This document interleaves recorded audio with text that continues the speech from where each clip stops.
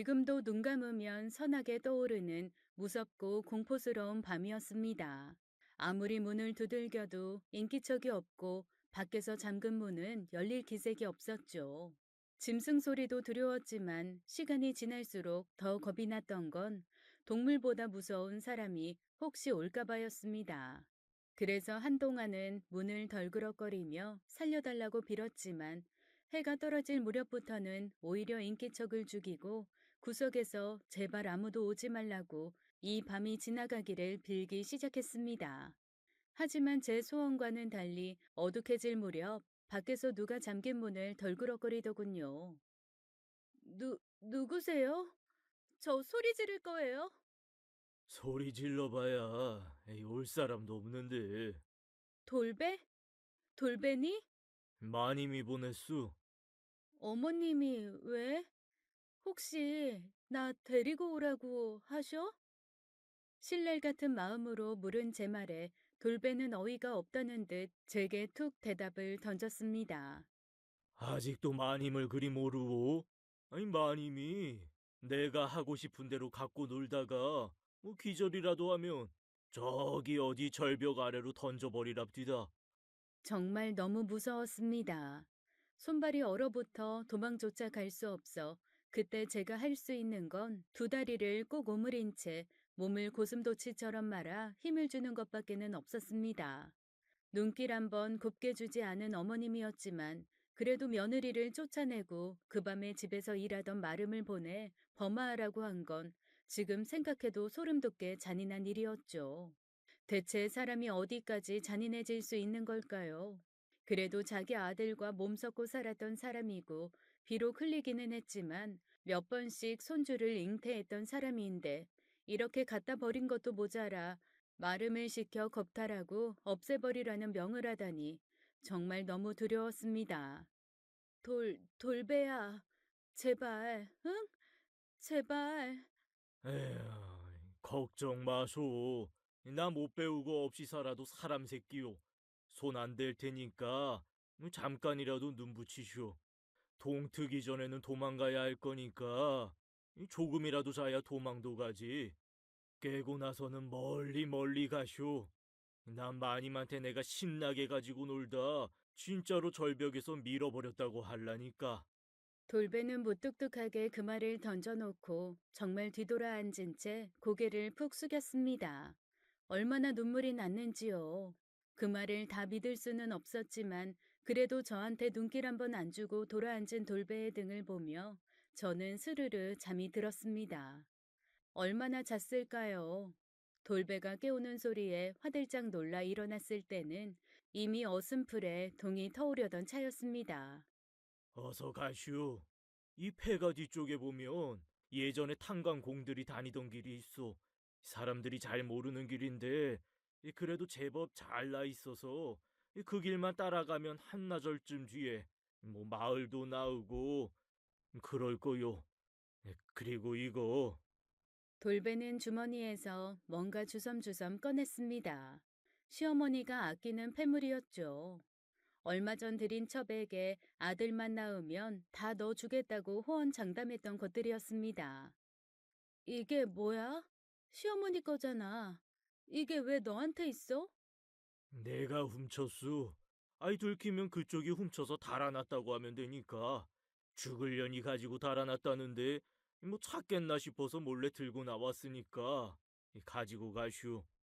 다 팔면 그래도 몸도 일방 하나는 얻을 수 있을 거요. 고마워. 고마워, 돌배야. 이 은혜는 내가 죽어서도 잊지 않을게. 하늘에서 신이 내려와 돕는다고 해도 그때의 돌배처럼 해줄 수 있었을까요? 저는 돌배가 챙겨준 시어머니의 폐물을 꽁꽁 싸서 품 안에 깊숙이 넣고 폐가 뒤에 나 있는 작은 길을 따라 뛰다가 걷다가 하며 정신없이 시댁으로부터 멀어졌습니다. 그래도 7살 때부터 20년을 산 집이었는데 한 번 돌아봐지지가 않더군요. 처음 그 집에 식모로 들어갔을 때 친정이 있는 쪽을 그 어린 마음에도 돌아보지 않았던 것처럼 그때도 그랬습니다. 저는 정말 너무나도 가난한 집의 막내 딸이었습니다. 위로 오빠 셋이 있었는데 제일 큰 오빠는 망나니였고 둘째 오빠는 한량이었고 셋째 오빠는 광증 장애가 있었어요. 무지하고 착하기만 했던 제 어머니는 절 가진 줄도 모르고 그냥 살이 쪘나 아니면 부었나 그렇게 막다를 맞았다가 밭 한가운데서 진통을 하며 저를 낳았고요. 어머니 나이 45에 예상치도 않게 태어난 딸을 반기는 사람은 아무도 없었습니다. 당연히 천덕꾸러기로 자랐죠. 술과 노름에 빠져 집에는 달포에 한 번씩 들어오는 아버지가 저는 세상에서 제일 무서웠습니다. 손에 소쿠리가 잡히면 소쿠리로, 막대기가 잡히면 막대기로 두들겨 맞았고 그 손에 쟁기라도 들리는 날에는 일단 멀리 도망을 가야 했죠. 그래도 어머니는 아버지가 안 계실 때는 오빠들 몰래 고구마도 하나씩 주고 옥수수 알이라도 먹을 수 있게 떼주시곤 했지만 위에 두 오빠가 집에 올 때면 절 광에 가두고 모른 척 했습니다. 그때는 그게 너무 서러웠는데 지나고 보니 그게 어머니가 나름 절 보호하는 방식이었더군요. 잔인하고 못된 오빠들이 어린 저에게 어떤 짓을 할지 모르니 밥을 좀 굶더라도 가둬두는 게 낫겠다고 생각하신 거였습니다. 그나마 7살 때까지는 엄마 보호 아래 있기라도 했죠. 그 이후에는 쭉 남의 집 살이었습니다. 그것도 아버지가 노름빚으로 절 팔아넘긴 집에서 말이죠. 쟤 데리고 나와. 왜요? 술도 안 마셨는데 왜 그래요, 진짜? 쓸데없이 밥만 축내는 거 내가 옆마을 김간애에 넘겼어. 넘기다니? 그게 무슨 소리예요? 내가 그 집 대감님이랑 투전판에서 한판 겨루는데 집에서 일할 계집아이가 필요하시다잖아. 그래서 내가 돈 대신 저걸 걸었어. 에이씨 여튼 저 가지고 저걸 넘기게 되긴 했는데 대감님이 그래도 사람을 노름값으로 데려오는 건 아니라고 돈푼을 쥐어주시더라고. 내가 아주 싹 씻겨서 보낸다고 했으니까 저거 데리고 나와서 씻겨가지고 그 댁에 보내. 전 그렇게 7살 생일이 되기 전에 어머니 손에 이끌려 옆마을 김씨네 집으로 팔려갔습니다. 처음에는 이 어린 것을 어찌 보내냐고 울던 어머니도 아버지에게 두들겨 맞은 후에는 두말 않고 절 씻겨서 보낼 채비를 하시더라고요. 없는 살림이라 저한테 쥐어줄 것도 없어서 어머니는 제품에 갱엿을 한 판 안겨주었습니다. 너무 배고프면 베어 물지 말고 빨아서 아껴 먹으라는 말과 함께요. 그렇게 작은 갱엿 한 판을 안고 저는 식모로 남의 집 살이를 시작했습니다. 하지만 손도 여물지 않은 계집아이가 할 수 있는 게 뭐 있었겠어요. 그저 이리저리 치이며 혼나고 야단맞고 구박받으며 잔심부름하는 게 전부였죠. 그래도 음식에 야박한 집은 아니어서 처음으로 쌀이 반 이상 되는 밥을 먹어보고 나중에는 부엌에서 일하는 분들이 안쓰러워하며 집어주는 고기며 전도 얻어먹고 그랬습니다. 그 집 어른들은 마님 빼고는 모두 좋은 분들이었어요. 주인 어르신은 일 때문에 거의 집에 안 계셨고 마님이 온 살림을 도맡아 하셨는데 정말 너무 무섭고 싸늘한 분이었습니다. 그나마 제가 눈에 띄지 않고 할 일 얌전히 하는 편이어서 크게 혼난 적이 없었을 뿐 같이 일하던 언니 하나는 마님에게 따귀를 얼마나 세게 맞았는지 귀한 쪽이 안 들리게 될 정도였거든요. 제 친정 부모님은 그래도 자식을 보내놓고 1년에 한 번 생일 때는 절 찾아왔습니다. 자식을 팔고도 살림이 나아지지 않는 건지 아니면 망나니에 사람 구실 못하는 오빠 셋이 부모님의 모든 기운을 다 빨아먹는 건지 볼 때마다 부모님의 몰골은 말이 아니었죠. 오히려 식모살이 하는 제가 더 뽀얗고 잘 사는 것처럼 보였다면 말 다 한 거 아닐까요? 그렇게 그 집 식모로 들어가 산 지 12년이 되었을 때입니다. 멀리서 공부를 하고 왔다는 그 집 아들이 처음으로 집에 왔습니다. 일찍부터 그 집 친척 어르신이 교수로 있다는 외국 어디로 가서 공부를 했다는데 아들이 오기 한 달 전부터 마님이랑 주인 어르신은 온 집안을 몇 번씩 들었다 놨다 했습니다. 아들이 쓸방에 벽지를 2번이나 발랐다가 뜯어내고 이 그림을 걸었다가 저 그림을 걸었다가 난리도 아니었어요. 가구는 또 어떻고요? 싹 새로 들인 가구가 색깔이 맘에 안 든다며 죄 팔아버리고 다시 들이기를 3번, 문짝도 미닫이를 달았다가 여닫이를 달았다가 하며 어느 국가의 왕이 와도 이렇게는 안 하겠다 싶게 유난을 떨더라고요.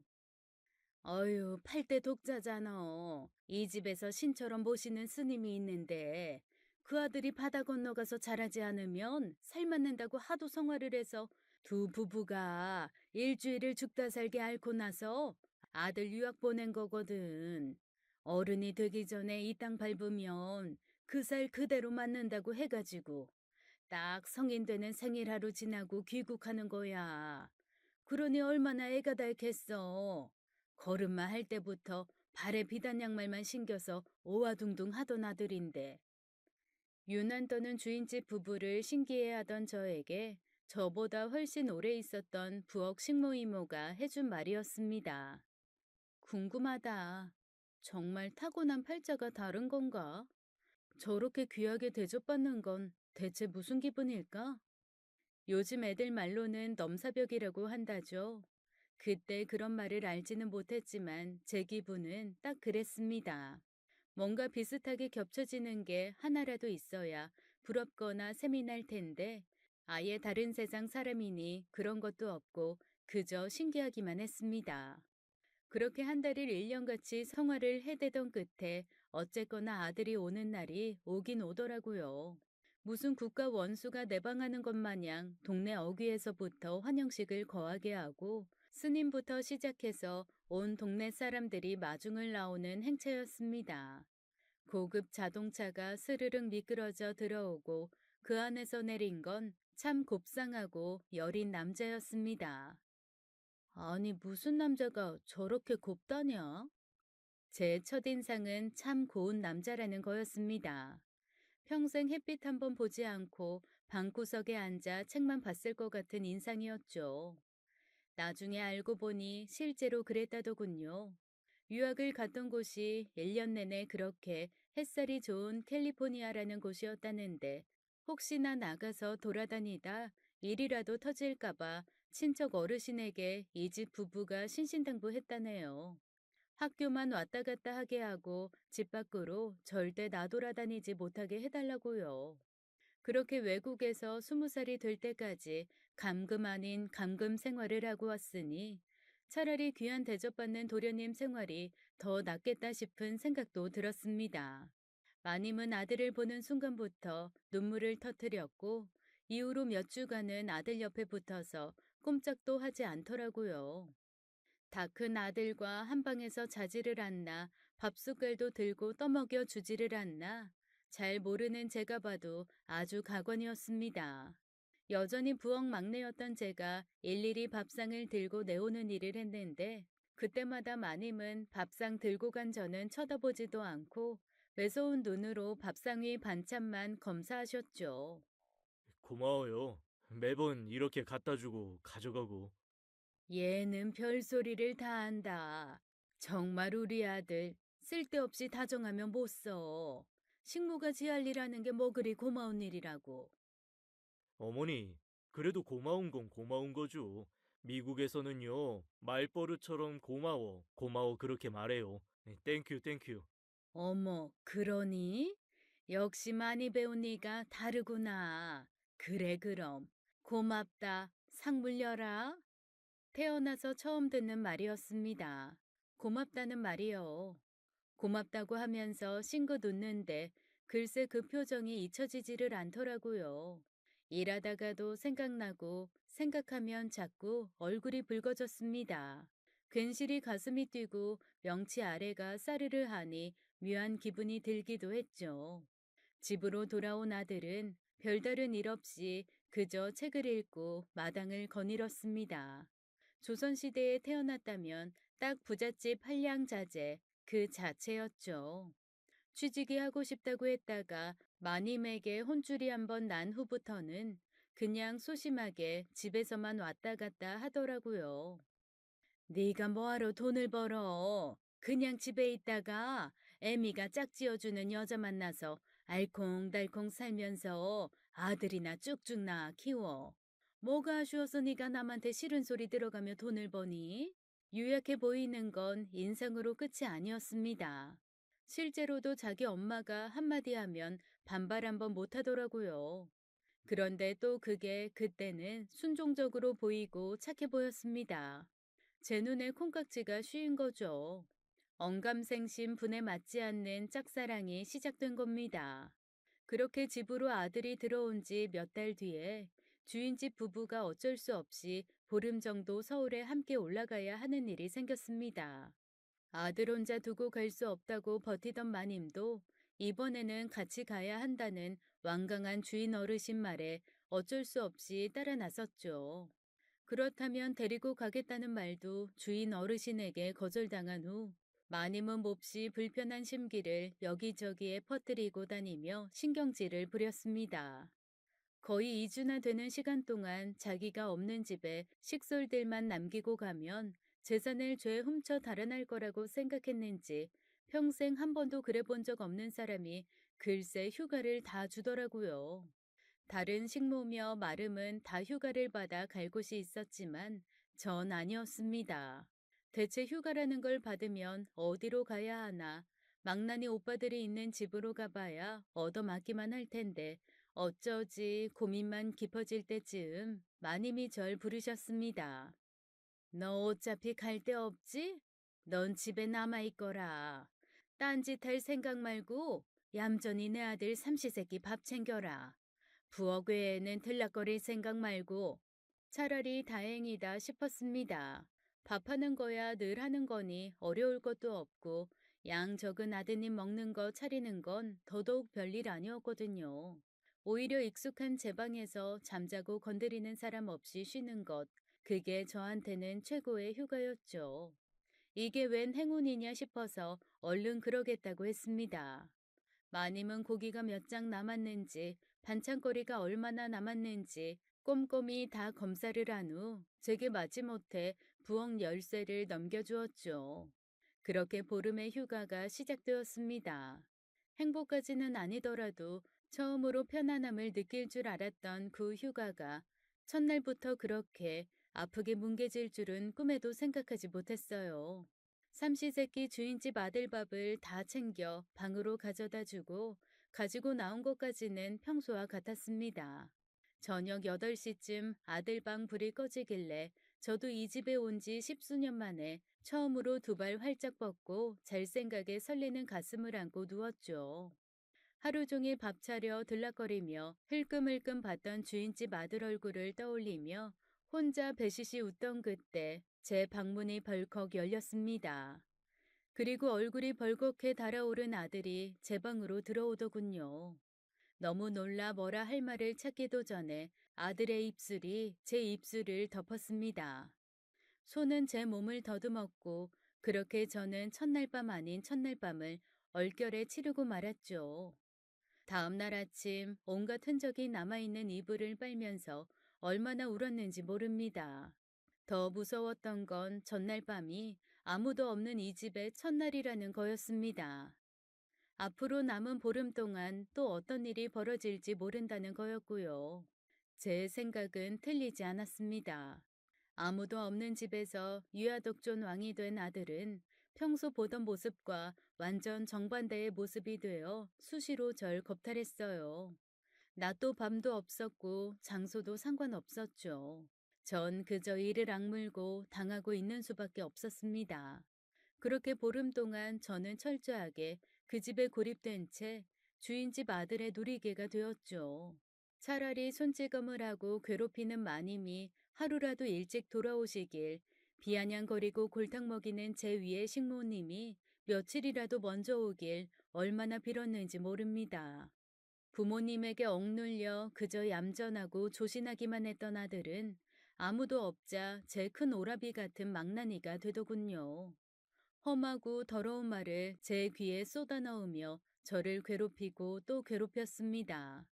그렇게 지옥 같은 보름이 지나갔어요. 괜찮아. 아무도 모를 거야. 마님만 오시면 이런 일도 없을 거야. 다들 오면 괜찮아질 거야. 이 말만을 주문처럼 외운 채 보름이 지나고 저는 일상으로 돌아왔습니다. 고되게 노동하는 게 이렇게 행복한 건 줄 처음 알았어요. 아들을 잘 모셨냐는 캐묻는 마님말에 덜덜 떨면서 그렇다고 대답하는 게 얼마나 무서웠는지요. 그래도 더 이상은 아들에게 희롱당하지 않을 수 있다는 게 제 유일한 희망이었지만 신은 그때도 제 편이 아니었습니다. 한 번 절 괴롭히는데 맛을 들인 아들은 교묘하게 절 계속 괴롭히더군요. 모두가 잠든 밤 야식을 가져오라 지시를 하고는 소리도 못 내게 입을 막고 절 가지고 놀았습니다. 점심상을 물린 후 가지러 갔을 때도 한 번씩 일을 치르고 저는 누가 알세라 볼세라 허둥지둥 뒤처리를 하며 나오기 일쑤였죠. 하지만 한 집안에서 그게 들키지 않을 리가 없죠. 아랫도리를 움켜쥐고 밤에 그 방에서 나오는 걸 마름에게 들키고 점심상을 가지러 갔다가 오지 않는 절 찾으러 왔던 식모에게 들키고 결국 저는 머리채를 잡힌 채 마님 앞에 내동댕이 쳐졌습니다. 당장이라도 절 죽일 것처럼 펄펄 뛰는 마님 앞에서 저는 너무 두려운 나머지 토악질을 해댔죠. 그런데 그걸 본 마님이 갑자기 들었던 매를 조용히 내려놓으시더군요. 그리고 바로 절 데리고 병원으로 갔습니다. 임신입니다. 3개월 좀 넘었고 자궁벽이 좀 약해서 절대 안정이 필요합니다. 청천벽력 같은 얘기였습니다. 마님은 귀한 아들은 차마 잡지 못하고 저한테만 악다구니를 하다가 결국 몸져 누웠어요. 주인집 아들을 바다 건너로 보냈다던 그 스님이 와서 한마디 하기 전까지 전 그 집의 천덕꾸러기였죠. 태중에 아드님이 계시네. 아, 귀한 아드님이야. 세상에 그 한마디에 마님이 벌떡 일어나시더군요. 그리고 본인 눈에 흙이 들어가기 전까지 사생아는 볼 수 없다며 아들과 저를 결혼시켰습니다. 귀한 아들 결혼임에도 식은 몹시 조촐했어요. 동네 사람 하나 부르지 않고 친척들 몇만 불러 집 마당에서 절 한 번 하고 끝냈으니까요. 이번에도 주인집 아들, 아니 남편은 말 한마디 없이 마님 의견에 따르더군요. 식은 올렸고 며느리가 되었지만 제 처지는 변한 게 없었습니다. 그저 잠자리가 식모방에서 주인집 안에 있는 방으로 변한 것 뿐이었죠. 남편은 절 아내가 아닌 성욕의 도구로만 봤습니다. 절대 안정이 필요하다고 했지만 그건 저한테만 해당되는 얘기였지 남편이나 시어머니에게는 해당되지 않는 말이었죠. 여전히 남편은 자기가 하고 싶을 때 절 덮쳤고 시어머니는 온갖 시집살이를 창의적으로 만들어내서 절 괴롭혔습니다. 없던 새벽 문안이 생기고 아이의 건강과 아들의 무사 출산을 위해 2시간 이상씩 불공을 들여야 했죠. 비리고 역한 것들을 억지로 먹어야 했고 배우지 못한 것이 며느리가 되었다는 구박도 계속 들어야 했습니다. 만약 이때 남편이 저를 조금만이라도 따뜻하게 봐주고 안아줬다면 아마 전 참고 견딜 수 있었을 거예요. 그런데 유약한 데다 자기 어머니라면 벌벌 떨었던 남편은 어머니에게서 받은 스트레스를 저와의 잠자리에서 모두 푸는 사람이었습니다. 친정이라도 번듯하면 핑계김에 친정에 가서 좀 있다 오고 싶었는데 셋째 오빠의 정신질환은 점점 더 심해지고 있었고 첫째, 둘째 오빠는 하루가 멀다 하고 험한 사람들이 죽이겠다고 찾아오는 판이었습니다. 부모님이 오히려 도망을 가서 숨어 있을 곳 없냐고 물어보는 형편에 친정은 더욱 갈 곳이 못 되었죠. 오히려 심술궂게 굴던 식모 언니들이 제 팔자만큼 기구한 것도 없다며 몰래 고기도 삶아주고 시큼한 귤도 하나씩 구해다 주고 하며 절 보살펴 주었습니다. 그렇게 어떻게든 아들 낳고 사람 취급받으며 살아보겠다고 버티던 어느 날 친정 부모님이 돌아가셨다는 소식이 들렸어요. 광증에 시달리던 셋째 오빠가 결국 집에 불을 질렀고 2분 다 빠져나오시지 못했다네요.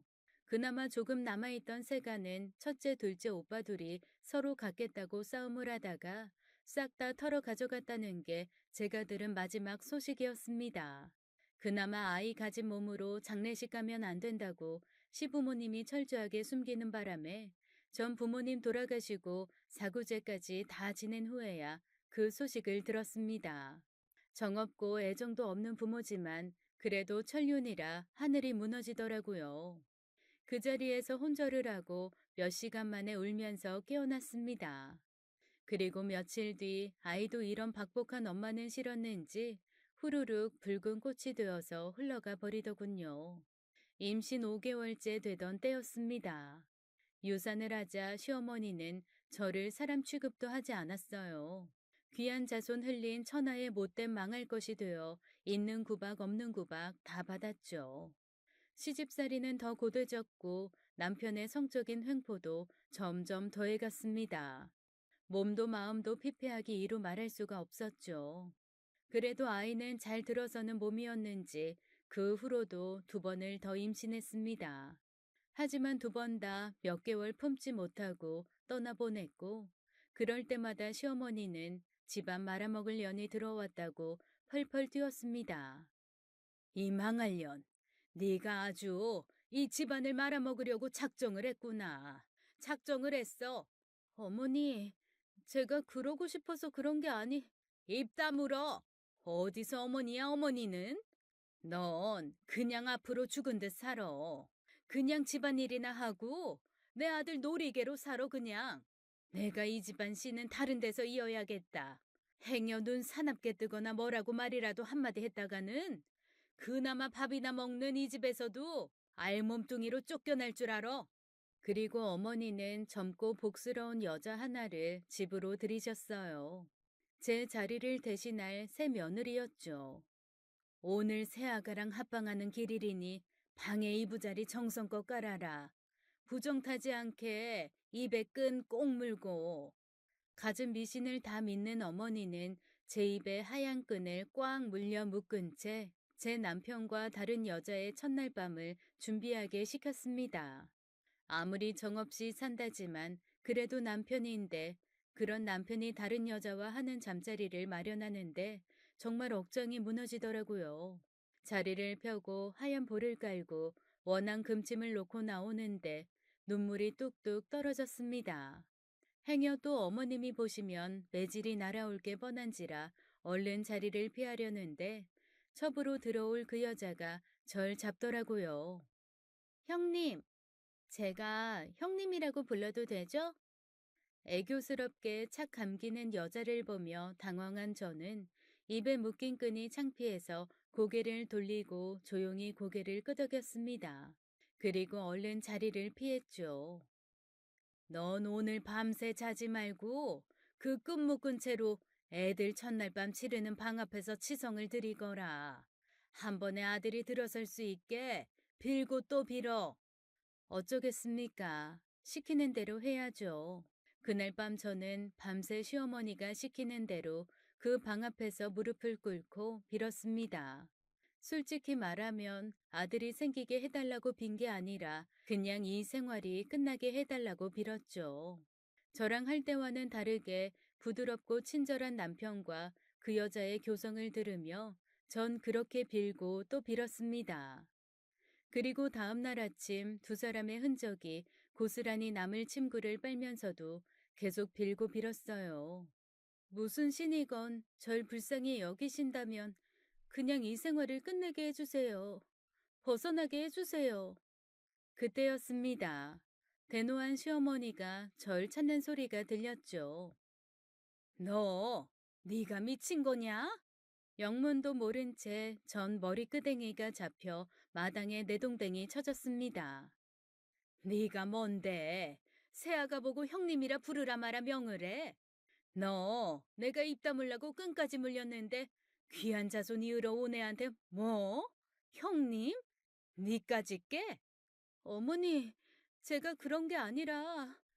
네가 그런 게 아니면 첫날 밤 잘 치르고 인사 온 애가 왜 갑자기 눈물바람을 하면서 그 얘기를 하니? 그럼 걔가 없는 얘기 지어냈니?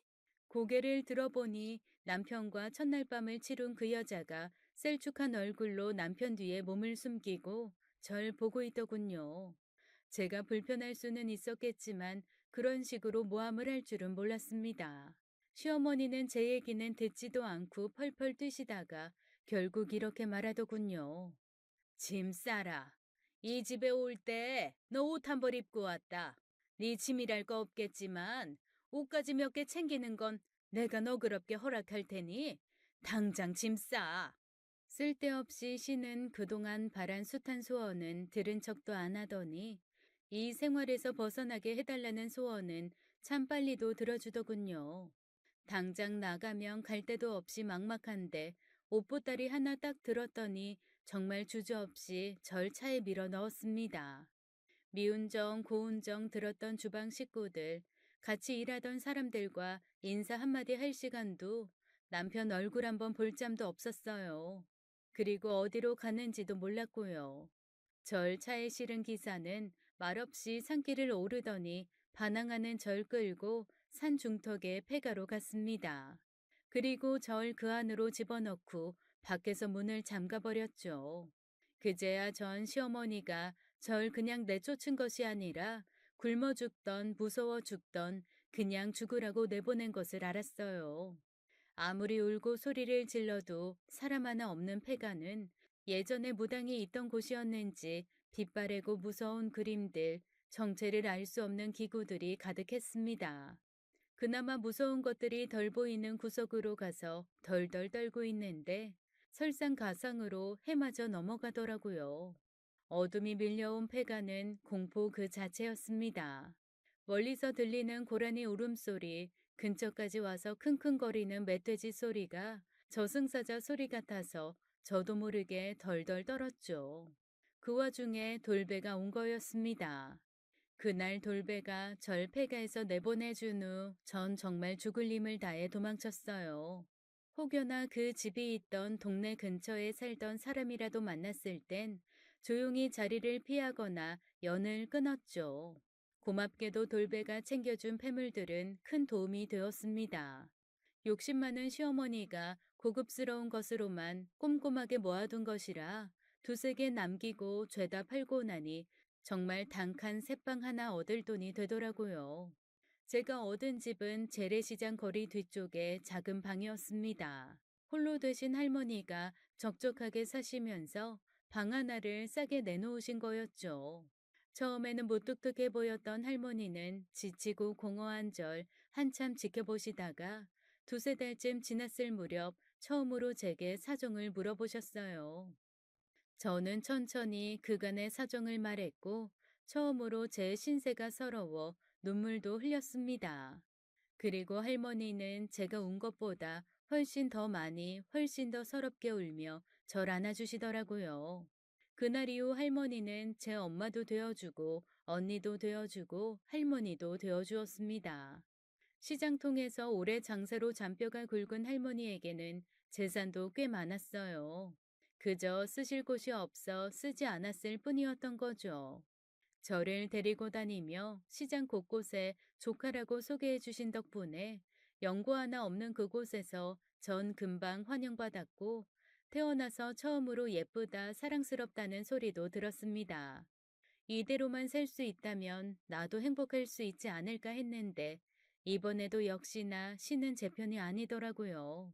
푹 끓인 순댓국이 너무 먹고 싶어 하룻밤을 꼬박고 와서 막 그릇에 퍼담고 입에 넣는 순간 이미 몇 번 겪었던 울렁이는 토악질이 몰려왔습니다. 임신이었죠. 기쁨보다는 두려움이 먼저 밀려왔어요. 그 집에서 알까봐, 알면 다시 끌려갈까봐 몸이 덜덜 떨리더라고요. 괜찮다. 그 망할 놈의 집에서 어찌 알겠노. 여서 몸 풀고 애 낳고 살자. 사람들한테는 사별하고 왔다고 했으니 걔는 그냥 유복자야. 그 집 씨가 아니고 그냥 네 아다. 감사해요. 감사해요. 그렇게 말해주는 할머니가 얼마나 고맙던지요.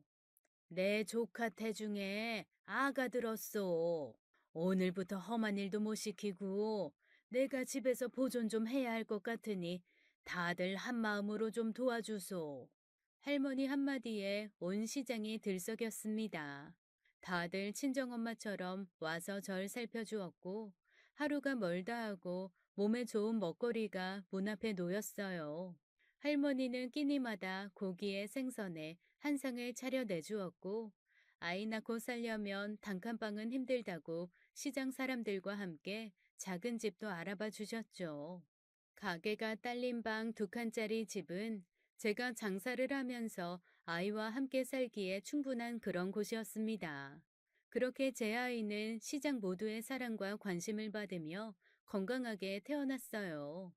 아들이었죠. 장하다, 장하다, 우리 조카. 태어난 아들을 품에 안고 젖을 물리던 그 순간을 전 잊을 수가 없습니다. 내가 지금까지 죽지 않고 살아있었던 게 이때를 위해서였구나. 내 새끼한테 젖 물리는 이 순간을 위해서였어. 비로소 정말 행복하더라고요. 아들은 제 아빠의 좋은 머리만 닮고 나머지는 죄다 절 닮았습니다. 그래서 전 아들과 마음 잘 맞는 친구처럼 지낼 수 있었죠. 당연히 자기가 태어나기도 전에 아빠가 죽었다고 생각한 아들은 몇 번 아빠가 어떤 사람인지 물은 후에는 별다른 질문 없이 잘 자라주었어요. 사실 제가 아닌 시장이 키운 거나 다름없었지만 말이죠. 아, 이리 와. 와서 갈비 좀 먹고 가. 학교 다녀오니? 여기 자두 몇 개 줄 테니까 가서 공부하면서 먹어. 아유, 잘 왔다. 이번에 또 전교 1등 했다며. 자, 이건 아저씨가 주는 상. 특대 오징어 튀김이다. 아유, 잠깐만, 잠깐만. 할머니가 너 지나가면 이거 들려보내라고 하셨어. 토종닭 튀김 2마리. 이번에 모의고사 전국 1등 했다며. 아유, 장하다, 장해. 이건 삼촌이 하도 장해서 주는 서비스 콜라요. 아들은 정말 공부를 잘했습니다. 슈퍼집 아들하면 시장에서도 서로 자기가 키운 양 자랑스레 걔는 뭐든 잘하고 착하고 반듯하다고 칭찬하기에 바빴죠. 제 인생은 그래서 아들을 낳기 전과 낳은 후로 나뉩니다. 그 전이 지옥이었다면 이후는 천국이죠. 한 번도 손 가는 일이 없이 스스로 잘 커준 아들은 우리나라에서 제일 좋은 대학 법학과에 수석으로 입학했습니다. 사실 짠순이로 소문이 자자했던 저였지만 아들 합격 소식을 듣고 전 시장 사람 모두를 모아 소갈비를 샀습니다. 몇 달 벌 돈이 한 번에 없어졌지만 하나도 아깝지 않았어요. 왜 옛날 어르신들이 자식이 장원급제를 하면 전 재산인 소를 잡아 잔치를 했는지 충분히 알고도 남겠더라고요. 대학교도 제 도움 없이 착실히 졸업한 아들은 변호사 시험에도 바로 합격을 했습니다. 그때는 저보다 시장 사람들이 더 좋아하더라고요. 글쎄 명절이 되면 제 아들은 정작 저한테 머물 시간도 없이 시장 사람들 집에 불려다니며 얼굴도 모르는 그 사람들 친척한테 인사를 해야 했어요. 여기 우리 조카. 이번에 변호사 됐잖아, 변호사. 아유, 나한테는 그냥 아들이나 다름없어. 변호사 아들 하나 있는 거지 뭐. 제가 가끔 남의 아들 데려다 유세 떤다고 구박을 해도 시장 사람들은 허허허 웃으며 제 아들 똥기저귀를 내가 갈아줬네, 네가 갈아줬네 하며 서로 공치사를 하더라고요. 그런데 그게 어찌나 웃기고 좋고 감사하고 좋던지요. 다른 게 가족 아니고 이게 가족이다 싶었습니다. 얼마나 행복했으면 아들을 낳기 전에 제가 겪었던 모든 일들이 그냥 전생의 희미한 기억인 양 가물가물해지더라고요. 아들이 저한테 이 말을 하기 전까지는 말이죠. 저기, 엄마. 밀양 쪽에 사신 적 있죠? 거긴 왜? 사실은 오래전부터 궁금했거든요. 엄마가 아버지 이름도 말 안 해주시고 그냥 일찍 돌아가셨다고만 해서 할머니랑 엄마랑 하시던 얘기 토대로 제가 그냥 좀 알아봤어요. 대체 왜? 그냥 궁금해서요. 그래서 어떻게 찾다 찾다 사람을 하나 찾았는데 그분이 밀양 분이시더라고요. 갑자기 심장이 걷잡을 수 없이 뛰기 시작했습니다. 현기증도 나고 숨이 안 쉬어지더라고요. 뭔가 구역질이 나고 속이 미식거렸어요. 하얗게 질려가는 제 얼굴을 보고 아들이 몹시 당황하더군요. 엄마 왜 그래요? 전 아들의 목소리가 아득해지는 것을 느끼며 그만 정신을 잃고 말았습니다. 그리고 깨어난 병원, 걱정스런 아들의 얼굴이 가장 먼저 눈에 들어왔어요. 울었는지 눈이 벌겋게 부어 있더군요. 울었어? 엄마 괜찮아. 엄마, 엄마 미안해요. 우리 엄마 불쌍해서 어떡해. 깨어난 절 붙들고 아들은 다시 펑펑 울기 시작했습니다. 대체 얘가 왜 이러나 싶어 몸을 일으켜 아들을 토닥이던 그때 침대 커튼이 열리며 누가 들어왔어요. 누구? 설마 돌배? 살아 있었구만. 아이 오랜만이요. 돌배, 돌배야. 돌배였습니다. 수십 년 전 절 살려준 은인 돌배가 거기 서 있었어요. 저는 반가운 마음 반, 두려운 마음 반으로 손을 내밀어 돌배의 손을 잡았습니다. 제 마음을 알았는지 돌배가 먼저 그러더군요. 내 그 집에는 입도 뻥끗 안 했으니 걱정 마소. 그래, 그래. 어떻게 살았어? 뭐 그냥저냥 살았지. 나 그래도 당신 덕을 좀 봤지. 내 덕을 보다니? 그 집에서는 내가 당신을 해친 줄 알잖아. 내 입 막으려고 아주 큰 돈을 쥐어주고 뚝 떨어진 데다가 양곡간 하나 내어주더라고. 그게 잘 돼서 지금 밀양 지역에서 나가는 농작물 중에 내 손 안 거치는 거 없을걸. 잘 됐다. 잘 됐어. 그러게. 아이 난 잘 됐는데 그 집은 잘 안 됐어. 굳이 듣고 싶지 않은 소식이었지만 돌배는 주절주절 말을 시작했습니다. 아이고 쫓겨나기 전에 들어왔던 여자 있었잖아. 둥둥하니 허연. 응, 알지. 임신을 하긴 했는데 이 딸을 사산하러 나왔어. 몸 풀자마자 맨몸으로 쫓겨나고 몇 달을 대문 두드리며 악다구니를 해서 뭐 아주 고생을 했지. 그랬구나. 그 이후로도 세 명인지 네 명인지 아니 뭐 여튼 임신을 한 처자도 있었고 결국 못한 처자도 있었는데 아유 어쨌건 그 집에 아들은커녕 딸도 없소. 한 명도? 뭐 동네 사람들이 다 수근거렸지 뭐.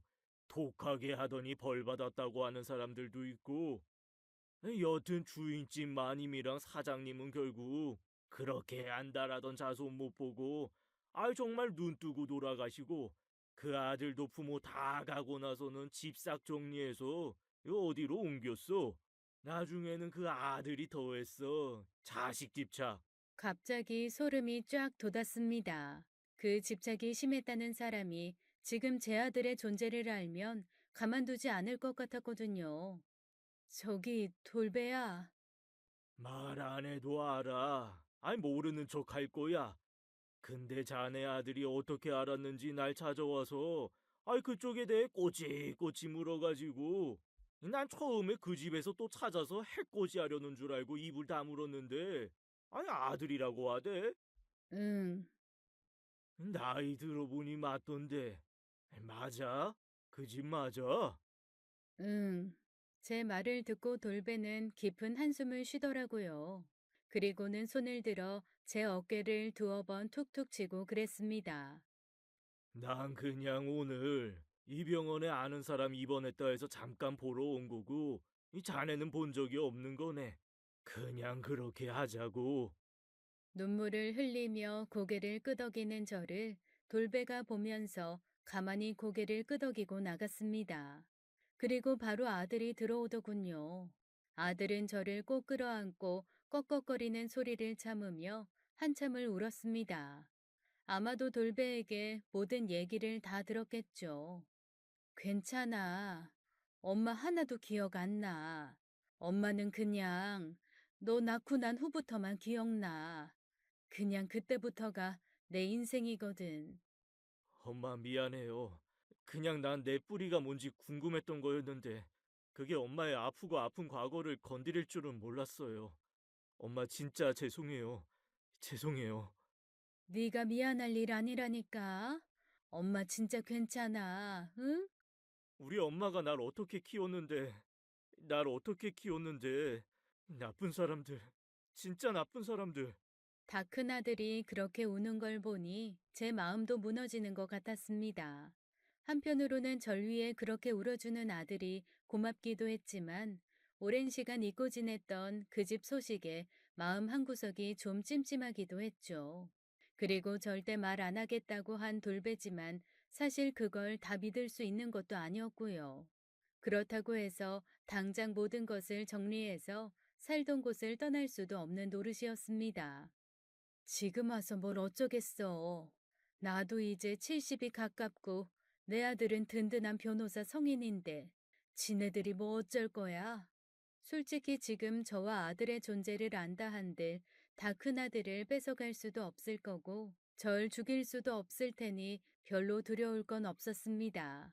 그저 신경 쓰이는 게 귀찮을 뿐이었죠. 그렇게 아들과 저는 병원에서 나온 후 서로 그 일에 대해서는 한마디도 하지 않았습니다. 굳이 들춰낼 필요도 없는 일이었죠. 찜찜하기는 했지만 그렇게 넘어가다 보다 하며 살던 어느 날 나이 든 남자 하나가 저희 모자를 찾아오기 전까지는 예전의 평화가 계속되는 듯 했어요. 유산 집행 때문에 찾아뵈었습니다. 나이 든 남자가 내민 명함을 받아든 아들의 표정이 차가워지더군요. 아드님도 변호사시죠? 그렇다면 저희 얘기가 좀 더 빠르고 수월할 것 같은데, 일단 자리 옮겨서 말씀하시죠. 변호사라는 남자와 아들은 아주 오랜 시간 긴 이야기를 했습니다. 그 남자가 돌아간 후 아들은 전에 없이 심각한 얼굴로 혼자 골똘히 생각에 잠겨 있더군요. 무슨 일이야? 무슨 유산? 엄마, 아버지가 살아있다네? 아들의 말을 듣고 전 털썩 주저앉아 버렸습니다. 까마득하게 잊고 있던 과거 기억이 갑자기 총천연색으로 일제히 되살아나더군요. 살아있다니. 너 찾는데? 돌배 그 자식이 결국 입을 연 거야? 그건 아닌 것 같아. 여튼 저 변호사 말로는 부모님 돌아가시고, 그러니까 나한테 할머니, 할아버지지. 엄마를 사방으로 수소문해서 찾았다나 봐. 돌베라는 그분이 엄마를 절벽에서 밀었다고 했는데, 몰래 사람 보내서 찾아본 절벽 아래에 엄마가 없어서 도망갔다는 걸 진즉에 알고 있었대요. 그래서 사방 찾다가 어떻게 행적을 쫓긴 했는데, 여기 사장분들이 아마 다 입을 다물고 말씀들을 안 해주셨던 것 같아요. 난 한 번도 나 찾는다는 얘기를 듣지 못했는데. 다들 한 마음으로 숨겨주신 거죠. 이 시장 근처까지도 와서 수소문하고 뒤지고 했다 하더라고요. 그제야 어렴풋이 떠오르는 것들이 있었습니다. 가게를 열어야 하는데 굳이 가게 문 닫고 자기 집 와서 일 도와달라 부르고는 정작 일이라고는 주지도 않고 방 안에서 내도록 먹고 자게 했던 언니부터 갑자기 어디 좀 가자고 저와 아들을 끌고 소풍 아닌 소풍을 갔던 할머니, 괜시리 자기 가게 두고 제 가게에 와서 대신 장사를 해주었던 사장님들, 아마 저와 아들을 찾는 사람들이 시장에 어슬렁거렸을 무렵 다들 그렇게 제가 알아채지 못하게 우리 모자를 지켰던 거였습니다. 결국 그래서 못 찾고 있다가 얼마 전에 돌베라는 분이 올라오는 걸 보고 따라붙은 모양이에요. 그랬구나. 내 주변을 돌다가 머리카락이랑 그런 거 몰래 갖고 이 친자 확인을 한 모양이야. 그거 불법 아니니? 아이고 엄마, 그건 제가 알아서 처리할 거고 중요한 건 내가 아들인 걸 알고 그 집에서 변호사를 보낸 거예요. 유일한 상속자라서.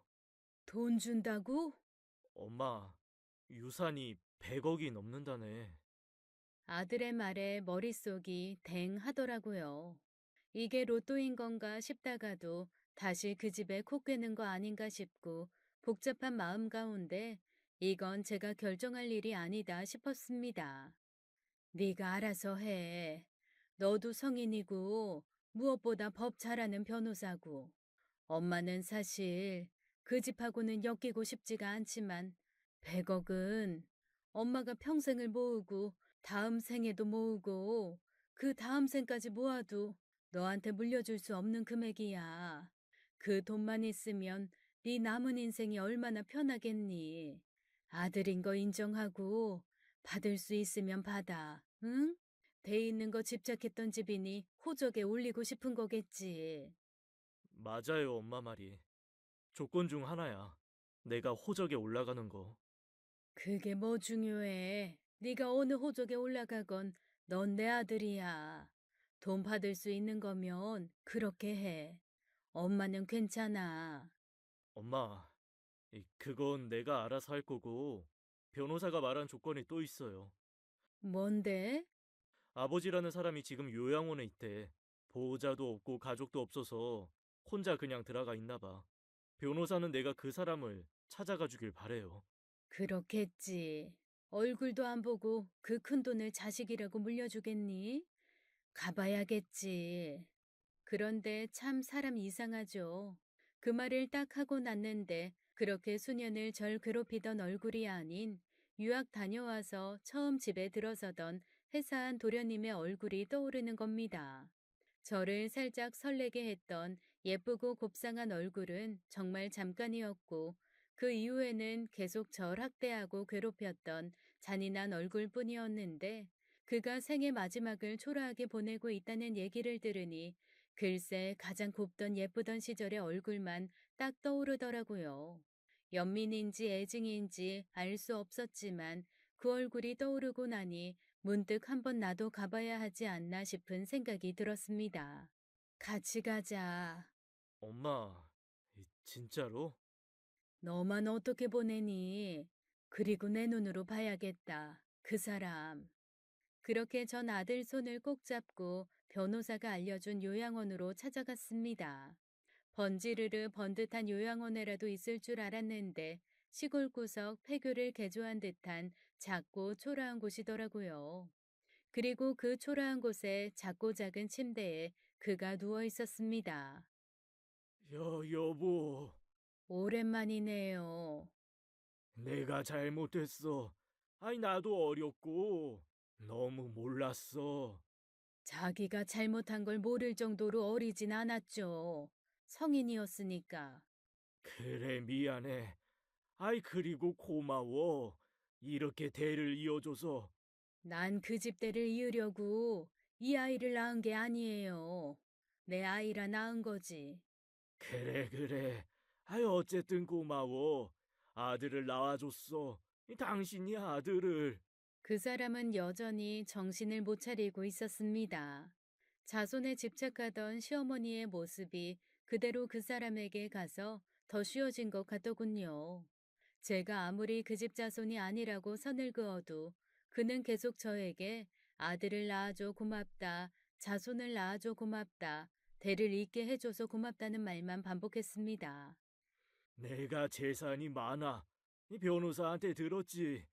그거 다 내 아들한테 줄게.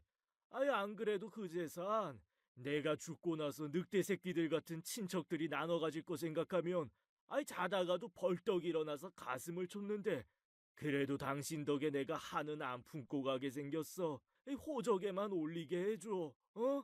그리고 우리 부모님이랑 내 제사만 챙겨줘. 부탁할게.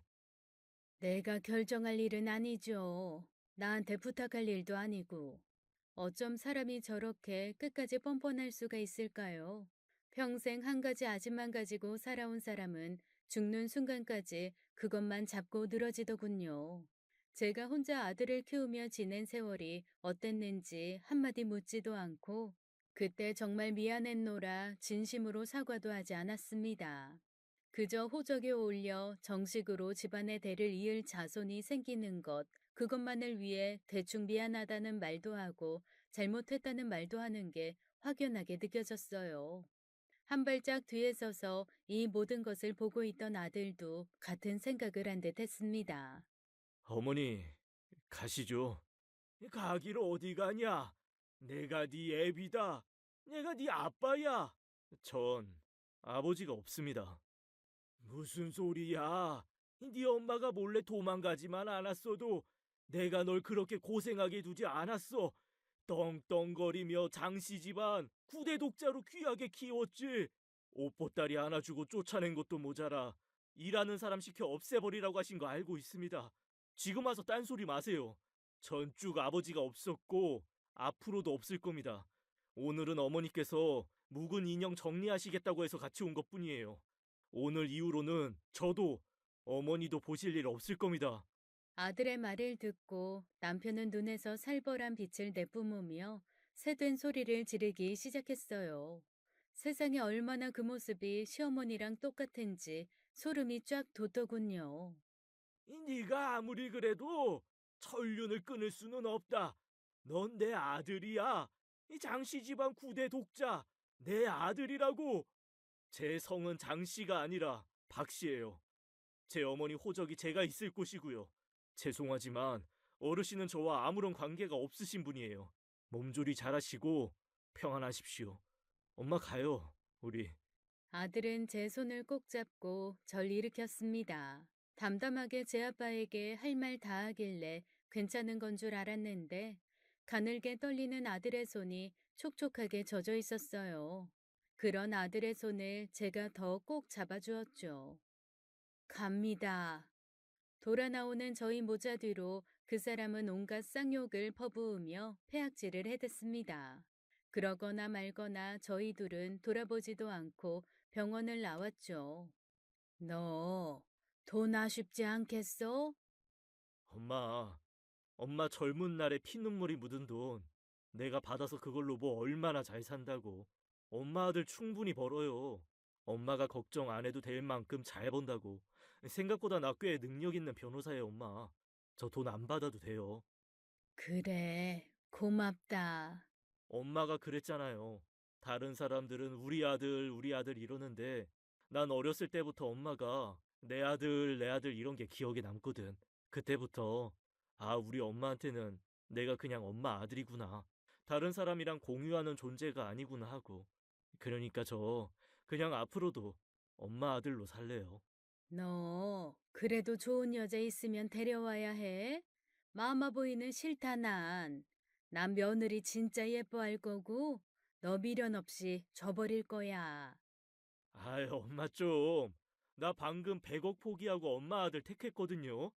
감동이나 좀 해줘요. 쓸데없는 소리 말고. 전 아들을 꼭 안았습니다. 고래고래 소리를 지르는 남편의 목소리가 멀리서 메아리처럼 들렸지만 상관없었어요. 지금 제 옆에는 내 아들이 있으니까요. 지금까지 사연 읽어주는 남녀였습니다. 끝까지 함께 해주신 여러분 감사드리며 저희는 다음 사연으로 돌아올게요. 감사합니다.